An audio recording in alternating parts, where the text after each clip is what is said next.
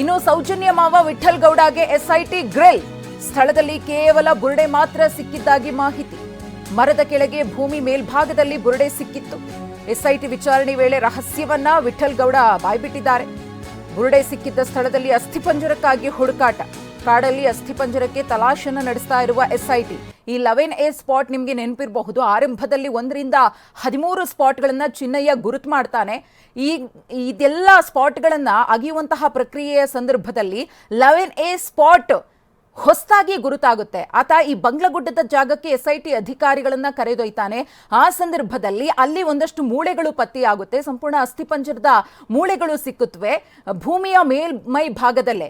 ಅದೇ ಜಾಗದಲ್ಲಿ ಈ ಬುರುಡೆಯನ್ನ ತಂದಿದ್ದು ಅನ್ನೋದನ್ನ ಇದೀಗ ವಿಠಲ್ ಗೌಡ ಹೇಳಿದ್ದಾರೆ. ವಿಠಲ್ ಗೌಡ ಕೂಡ ಈ ವಿಚಾರಕ್ಕೆ ಸಂಬಂಧಪಟ್ಟಂತೆ ಎಲ್ಲಿ ಬುರುಡೆಯನ್ನ ತರಲಾಯಿತು ಅನ್ನೋದ್ರ ಬಗ್ಗೆ ಎಸ್ಐಟಿ ಅಧಿಕಾರಿಗಳ ಮುಂದೆ ಬಾಯ್ಬಿಟ್ಟಿದ್ದಾರೆ. ವಿಠಲ್ ಗೌಡ ಬೆಳಕಿಗೆ ಬಂದಿದ್ದು ಈ ಪ್ರಕರಣದಲ್ಲಿ ಆತನ ಹೆಸರು ಹೊರಬಂದಿದ್ದು ಯಾರಿಂದ ಅಂದ್ರೆ ಗಿರೀಶ್ ಮಟ್ಟಣ್ಣನವರಿಂದ. ಗಿರೀಶ್ ಮಟ್ಟಣ್ಣನವರನ್ನ ಈ ಪ್ರಕರಣಕ್ಕೆ ಸಂಬಂಧಪಟ್ಟಂತೆ ಎಸ್ಐಟಿ ಅಧಿಕಾರಿಗಳು ವಿಚಾರಣೆಯನ್ನ ಮಾಡಿದಾಗ ಬುರುಡೆ ರಹಸ್ಯವನ್ನ ಬಹಿರಂಗಪಡಿಸ್ತಾರೆ. ಸೌಜನ್ಯ ಮಾವ ವಿಠಲ್ ಗೌಡ ಅವರೇ ನಮಗೆ ಬುರುಡೆಯನ್ನ ತಂದುಕೊಟ್ಟಿದ್ದು, ಆ ಸ್ಪಾಟ್ ಕೂಡ ಅವರಿಗೆ ಗೊತ್ತು ಅಂತ ಹೇಳಿ. ಇದು ಬುರುಡೆಯನ್ನ ತಂದಂತಹ ವಿಚಾರಕ್ಕೆ ಸಂಬಂಧಪಟ್ಟಂತೆ ಸಿಕ್ಕಿರುವಂತಹ ಒಂದಷ್ಟು ಸ್ಫೋಟಕ ಅಂಶಗಳು. ವಿಠಲ್ ಗೌಡನಿಗೆ ಸಾಥ್ ಕೊಟ್ಟವನಿಗೂ ಕೂಡ ವಿಚಾರಣೆಯ ಬಿಸಿ ತಟ್ಟಿದೆ. ಬುರುಡೆ ತರಲು ಜೊತೆಗೆ ಹೋಗಿದ್ದ ಮತ್ತೋರ್ವ ವ್ಯಕ್ತಿ ಪ್ರದೀಪ್ ಗೌಡ ಅಂತ ಹೇಳಿ ಆತನನ್ನ ಕರ್ಕೊಂಡು ಹೋಗಿ ಮಹಜರು. ವಿಠಲ್ ಜೊತೆ ಡ್ರೈವಿಂಗ್ ಮಾಡ್ಕೊಂಡು ಹೋಗಿದ್ದಂತಹ ಪ್ರದೀಪ್ ನಿನ್ನೆ ವಿಠಲ್ ಗೌಡ ಮತ್ತು ಪ್ರದೀಪನ್ನ ಕರ್ಕೊಂಡು ಹೋಗಿ ಸ್ಥಳ ಮಹಜರುವನ್ನ ಎಸ್ಐಟಿ ಅಧಿಕಾರಿಗಳು ನಡೆಸಿದ್ದಾರೆ. ಬಂಗ್ಲಗುಡ್ಡ ಬಳಿ ನೇತ್ರಾವತಿ ಸ್ನಾನಘಟ್ಟ ಬಳಿಯ ಬಂಗ್ಲಗುಡ್ಡ ಜಾಗದಲ್ಲೇ ಅಂದ್ರೆ ಈ ಬುರುಡೆಯನ್ನ ತಂದಂತಹ ಜಾಗವನ್ನ ವಿಠಲ್ ಗೌಡ ಗುರುತಿಸ್ತಾರೆ. ಅವರ ಜೊತೆಗೆ ಅವತ್ತು ಹೋದಂತಹ ವ್ಯಕ್ತಿ ಪ್ರದೀಪ್ ಕೂಡ ಸ್ಥಳ ಮಹಜರು ಸಂದರ್ಭದಲ್ಲಿ ಭಾಗಿಯಾಗಿದ್ದ. ಬುರುಡೆ ತಂದ ಜಾಗದ ಮಣ್ಣಿನ ಸ್ಯಾಂಪಲ್ ಅನ್ನ ಎಸ್ಐಟಿ ಅಧಿಕಾರಿಗಳು ಪಡ್ಕೊಂಡಿದ್ದಾರೆ. ಸ್ಯಾಂಪಲ್ಗಳನ್ನ ಲ್ಯಾಬ್ಗೆ ಕಳಿಸಿದ್ದಾರೆ ಎಸ್ಐಟಿ ಅಧಿಕಾರಿಗಳು.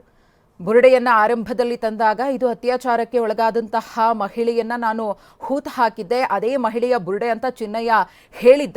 ಆದರೆ ಅದಾದ್ಮೇಲೆ ಅದು ಮಹಿಳೆಯ ಬುರುಡೆ ಅಲ್ಲ, ಪುರುಷನದ್ದು ಅನ್ನೋದು ಕೂಡ ಗೊತ್ತಾಗಿತ್ತು.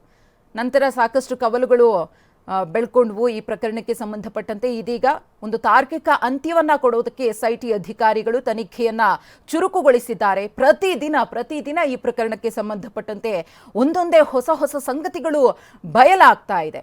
ಈ ಬುರುಡೆ ಪ್ರಕರಣ ಇದೆಯಲ್ಲ, ಇದು ಬರೀ ಧರ್ಮಸ್ಥಳಕ್ಕೆ ಮಾತ್ರ ಸೀಮಿತ ಆಗಲಿಲ್ಲ. ಬೆಂಗಳೂರು, ಹಾಗೆಯೇ ತಮಿಳುನಾಡು, ದೆಹಲಿ, ಕೇರಳ ಮಠಗಳನ್ನು ಕೂಡ ಮುಟ್ಟಿ ಬಂತು. ಪ್ರಖ್ಯಾತ ಮಠದ ಸ್ವಾಮೀಜಿಯನ್ನ ಕೂಡ ಭೇಟಿಯಾಗಿದ್ರು ಅನ್ನೋದು, ದೆಹಲಿಯಲ್ಲಿ ಪ್ರತಿಷ್ಠಿತ ವ್ಯಕ್ತಿಯನ್ನ ಕೂಡ ಭೇಟಿಯಾಗಿದ್ರು ಅನ್ನೋದು, ಯಾವ್ಯಾವ ರೀತಿಯಾಗಿ ಧರ್ಮಸ್ಥಳದ ಈ ಬುರುಡೆ ಪ್ರಕರಣಕ್ಕೆ ಸಂಬಂಧಪಟ್ಟಂತೆ ಷಡ್ಯಂತ್ರಗಳನ್ನು ರೂಪಿಸಬೇಕು, ಒಂದಾದ್ಮೇಲೆ ಒಂದು ಏನಾದರೂ ಸತ್ಯಗಳು ಹೊರಬಂದ್ರೆ ಅದನ್ನ ಹೇಗೆಲ್ಲ ಮುಚ್ಚಿ ಹಾಕಬೇಕು ಅನ್ನೋದ್ರ ಬಗ್ಗೆ ಪಕ್ಕಾ ಪ್ಲಾನ್ ಅನ್ನ ಈ ಬುರುಡೆ ಗ್ಯಾಂಗ್ ಮಾಡ್ಕೊಂಡಿತ್ತು ಅನ್ನೋದನ್ನ ಎಸ್ಐಟಿ ಬಯಲಿಗೆಳೆದಿದೆ. ಈ ಕುರಿತು ಮತ್ತಷ್ಟು ಮಾಹಿತಿಯನ್ನ ಕೊಡೋದಕ್ಕೆ ನಮ್ಮ ಪ್ರತಿನಿಧಿ ಪೃಥ್ವಿ ಮತ್ತು ಅಶೋಕ್ ನೇರ ಸಂಪರ್ಕದಲ್ಲಿದ್ದಾರೆ. ಪೃಥ್ವಿ, ಗಮನಿಸ್ತಾ ಇದ್ದೀವಿ ಈ ಬುರುಡೆ ಪ್ರಕರಣ ಪ್ರತಿದಿನ ಯಾವ ರೀತಿಯಾಗಿ ಟ್ವಿಸ್ಟ್ ಮತ್ತು ಟರ್ನ್ಗಳನ್ನ ತೆಗೆದುಕೊಳ್ತಾ ಇದೆ ಅಂತ ಹೇಳಿ ಒಬ್ಬರಾದ್ಮೇಲೆ ಒಬ್ಬರ ಮೇಲೆ ಆರೋಪವನ್ನ ಮಾಡಿಕೊಂಡು ಇದೀಗ ಕಂಪ್ಲೀಟ್ ಆಗಿ ಬುರುಡೆ ಗ್ಯಾಂಗ್ಗೆ ಖೆಡ್ಡಾಗಿ ಬಿದ್ದಿದೆ. ತಾರ್ಕಿಕ ಅಂತ್ಯಕ್ಕೆ ಕೊಂಡೊಯ್ತಿದ್ದಾರಾ ಅಂತ ಎಸ್ಐಟಿ ಅಧಿಕಾರಿಗಳು ಪ್ರಕರಣವನ್ನ ಅತಿ ಶೀಘ್ರದಲ್ಲೇ ಇದೆಲ್ಲದಕ್ಕೂ ಕೂಡ ಮುಕ್ತಿ ಹಾಡ್ತಾರಾ ಅಂತ ಪೃಥ್ವಿ? ಖಂಡಿತ ಮಧುಶ್ರೀ, ಇಲ್ಲಿ ಪ್ರಮುಖವಾಗಿ ಈ ಒಂದು ಚಿನ್ನಯ್ಯ ಆರಂಭಿಕ ಹಂತದಲ್ಲಿ ಬರುವಾಗ ಒಂದು ಬುರುಡೆಯನ್ನು ತಂದಿದ್ದ. ಆ ಬುರುಡೆಯನ್ನು ತಂದಿದ್ರಿಂದನೇ ಈ ಒಂದು ಪ್ರಕರಣ ಇಷ್ಟು ದೊಡ್ಡ ಮಟ್ಟಿಗೆ ಸದ್ದು ಮಾಡಿದ್ದಂಥದ್ದು. ಸೊ ಆ ಒಂದು ಬುರುಡೆಯನ್ನು ಚಿನ್ನಯ್ಯನೇ ತಂದಿದ್ದು ಅಂತ ಹೇಳಿ ಆರಂಭಿಕ ಹಂತದಲ್ಲಿ ಎಲ್ಲರನ್ನೂ ಕೂಡ ನಂಬಿಸಲಾಗಿತ್ತು. ನ್ಯಾಯಾಲಯ, SIT ತನಿಖಾಧಿಕಾರಿಗಳು, ತನಿಖೆಯನ್ನು ಮಾಡುವವರು ಎಲ್ಲರನ್ನೂ ಕೂಡ ಇದೇ ಚಿನ್ನಯ್ಯ ತಂದಿದ್ದ ಬುರುಡೆಯನ್ನು ಅಂತ ಹೇಳಿ ನಂಬಿಸಲಾಗಿತ್ತು. ಆದರೆ ಈಗ ಗೊತ್ತಾಗಿರುವಂಥ ವಿಚಾರ ಅಂತ ಹೇಳಿದರೆ ಸೌಜನ್ಯ ಮಾವ ಅಂದರೆ ಏನು ಅತ್ಯಾಚಾರಕ್ಕೊಳಗಾಗಿ ಕೊಲೆಯಾದ ಸೌಜನ್ಯ ಏನಿದ್ದಾರೆ ಅವರ ಮಾವ ವಿಠಲ ಗೌಡ ಈ ಒಂದು ಬುರುಡೆಯನ್ನ ತಂದಿದ್ದು ಅನ್ನೋದು ಗೊತ್ತಾಗಿದೆ. ಆ ಒಂದು ಬುರುಡೆಯನ್ನ ಧರ್ಮಸ್ಥಳದ ನೇತ್ರಾವತಿ ಸಮೀಪ ಇರುವಂತಹ ಬಂಗ್ಲಗುಡ್ಡೆಯಲ್ಲಿ ತಂದಿರುವಂತಹ ವಿಚಾರ ಈಗ ಗೊತ್ತಾಗಿರುವಂತದ್ದು. ಇದು ನೋಡಬಹುದಾಗಿದೆ, ಇದು ನೇತ್ರಾವತಿ ಸ್ನಾನಘಟ್ಟ, ಅದರ ಪಕ್ಕದಲ್ಲಿರುವಂತಹ ಬಂಗ್ಲಗುಡ್ಡ. ಇಲ್ಲಿ ನೋಡಬಹುದು, ಇದೇ ಬಂಗ್ಲಗುಡ್ಡ. ಈ ಬಂಗ್ಲಗುಡ್ಡದಿಂದನೇ ಏನು ವಿಠಲ ಗೌಡ ಈ ಒಂದು ತಲೆ ಬುರುಡೆಯನ್ನ ತಂದಿದ್ದಂಥದ್ದು. ಅಂದ್ರೆ ಆ ಒಂದು ಮನಫ್ ಏನಿದ್ದಾನೆ, ಈ ಯೂಟ್ಯೂಬರ್, ಕೇರಳ ಯೂಟ್ಯೂಬರ್, ಆತ ಮಾಡಿರುವಂತಹ ವಿಡಿಯೋದಲ್ಲಿ ನೋಡಬಹುದಾಗಿದೆ ಆಗಿದೆ ಅಲ್ಲೇ ಹೋಗ್ತಾರೆ, ಅದೇ ಪ್ರದೇಶಕ್ಕೆ ಹೋಗಿ ಅವರು ವಿಡಿಯೋವನ್ನು ಮಾಡ್ತಾರೆ. ಮತ್ತು ಯುನೈಟೆಡ್ ಮೀಡಿಯಾ ಏನೋ ಯೂಟ್ಯೂಬ್ ಚಾನಲ್ ಅಭಿಷೇಕ್ ಆತನ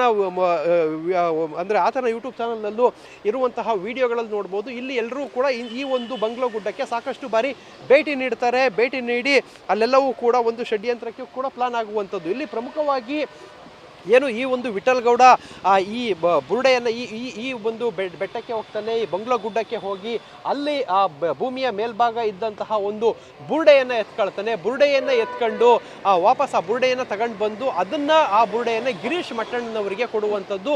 ಗಿರೀಶ್ ಮಟ್ಟಣ್ಣನವರ್ ಆ ಬುರುಡೆಯನ್ನು ಜಯಂತ್ಗೆ ಕೊಡುವಂಥದ್ದು. ಜಯಂತ್ ಆ ಬುರುಡೆಯನ್ನು ತೆಗೆದುಕೊಂಡು ಹೋಗಿ ತಮ್ಮ ಮನೆಯಲ್ಲಿಟ್ಟು, ಬೆಂಗಳೂರಿನ ತಮ್ಮ ಮನೆಯಲ್ಲಿಟ್ಟು, ಅದಾದ ಬಳಿಕ ಚಿನ್ನಯ್ಯ ಏನು ಬೆಂಗಳೂರಿಗೆ ಬರ್ತಾನೆ. ಬೆಂಗಳೂರಿಗೆ ಬಂದಂಥ ಸಂದರ್ಭದಲ್ಲಿ ಆ ಒಂದು ಸರ್ವಿಸ್ ನಲ್ಲಿ ಈ ಒಂದು ಬುರುಡೆಯನ್ನು ತಗೊಂಡೋಗಿ ಚಿನ್ನಯ್ಯಗೆ ಕೊಡ್ತಾರೆ. ಸೊ ಸೀದಾ ಆ ಚಿನ್ನಯ್ಯನನ್ನ ದೆಹಲಿಗೆ ಆ ಬುರುಡೆಯ ಸಮೇತ ಕರ್ಕೊಂಡೋಗಿ ವಾಪಸ್ ಬೆಳ್ತಂಗಡಿ ಧರ್ಮಸ್ಥಳ ಭಾಗಕ್ಕೆ ಬಂದು ಇಲ್ಲಿ ನ್ಯಾಯಾಲಯಕ್ಕೆ ಆ ಬುರುಡೆಯನ್ನು ಕೊಡುವಂಥದ್ದು. ಪ್ರಮುಖವಾಗಿ SIT ಈ ಬುರುಡೆ ಎಲ್ಲಿಂದ ಬಂತು ಅನ್ನೋದ್ರ ಬಗ್ಗೆ ಹಿಂದೆ ಬಿದ್ದಿತ್ತು. ಅದು ಆ ನಿಟ್ಟಿನಲ್ಲಿ ಸಾಕಷ್ಟು ಜನರನ್ನ ತನಿಖೆಗೆ ಒಳಪಡಿಸ್ತು. 40ಕ್ಕೂ ಹೆಚ್ಚು ಜನರನ್ನ ಸಾಕ್ಷಿಗಳನ್ನ ವಿಚಾರಣೆಯನ್ನ ಮಾಡ್ತು. ಇಲ್ಲಿ ಗೊತ್ತಾಗಿರೋ ಅಂಶ ಅಂತ ಹೇಳಿದ್ರೆ ಈ ಒಂದು ಬುರುಡೆಯನ್ನು ತಂದಿದ್ದು ವಿಠಲ್ಗೌಡ ಅಂತ ಹೇಳಿ. ಇಲ್ಲಿ ಕೇವಲ ವಿಠಲ್ಗೌಡ ಮಾತ್ರ ಅಲ್ಲ, ವಿಠಲ್ಗೌಡನ ಬುರುಡೆ ತರಲಿಕ್ಕೆ ಹೋದಂತ ಸಂದರ್ಭದಲ್ಲಿ ಆತನ ಜೀಪ್ ಏನಿದೆ ಅದನ್ನು ಡ್ರೈವ್ ಮಾಡ್ಕೊಂಡು ಹೋಗಿರುವಂತಹ ಪ್ರದೀಪ್ ಗೌಡ ಎಂಬಾತನನ್ನು ಕೂಡ ಈಗ ಪೊಲೀಸರು ಕರೆದು ವಿಚಾರಣೆಯನ್ನ ಮಾಡ್ತಾ ಇರುವಂತದ್ದು. ಅವತ್ತು ರಾತ್ರಿ ಬರ್ತಾರೆ, ಅಂದ್ರೆ ರಾತ್ರಿ ಈ ಬಂಗ್ಲೋ ಗುಡ್ಡಕ್ಕೆ ಬರ್ತಾರೆ. ಅಂದ್ರೆ ಈ ಏನು 11, 12, 13 ಪಾಯಿಂಟ್ಗಳೇನಿತ್ತು ಆ ಪಾಯಿಂಟ್ ಪಕ್ಕದಲ್ಲಿ 11A ಮೇಲ್ಭಾಗದಲ್ಲಿ 11A ಏನ್ ಪಾಯಿಂಟ್ ಇತ್ತು ಆ 11A ಪಾಯಿಂಟ್ಗೆ ಹೋಗ್ತಾರೆ.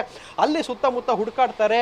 ಅಲ್ಲಿ ಈ ಒಂದು ಸಾಕಷ್ಟು ಜನರು ಸೂಸೈಡ್ ಮಾಡ್ಕೊಂಡಿರುವಂತಹ ಸಾಧ್ಯತೆಗಳಿರುವಂತಹ ಪ್ಲೇಸ್ಗಳು ಅದಾಗಿರುತ್ತೆ. ಸೊ ಅದರಿಂದಾಗಿ ಆ ಒಂದು ಪ್ಲೇಸ್ಗೆ ಹೋಗಿ ಅಲ್ಲೆಲ್ಲವನ್ನು ಕೂಡ ಬುರುಡೆಯನ್ನು ತೆಗೆದುಕೊಂಡು ಬರ್ತಾರೆ.